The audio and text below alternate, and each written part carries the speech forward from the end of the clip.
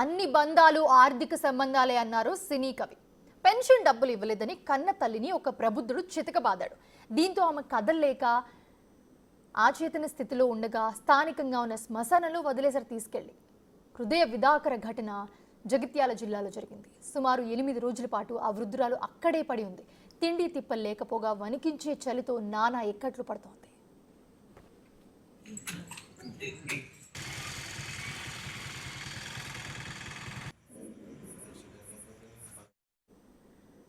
కాలు విరిగిపోవడంతో ఎటూ కదల్లేక ఇబ్బంది పడుతూ ఉండగా ఆలస్యంగా చూసిన స్థానికులు ఆమెను సంక్షేమ శాఖ అధికారుల చెంతకు చేర్చారు.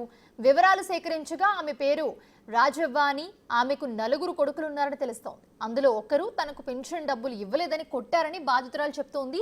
సమాచారం అందుకున్న సంక్షేమ శాఖ అధికారులకు హాస్పిటల్ను తరలించి చికిత్స అందిస్తున్నారు. వృద్ధురాలికి ప్రస్తుతం వయోవృద్ధుల చట్టం ప్రకారం చర్యలు తీసుకుంటామన్న సంక్షేమ శాఖ అధికారి దీని గురించి వెల్లడించారు. పట్టి గంటకు ముందు ఇలా వారుతారా రోబోట్ దిక్కు చెప్పుకోరు, రోబోట్ దిక్కు చెప్పు 2000 రూపాయలు వస్తాయి.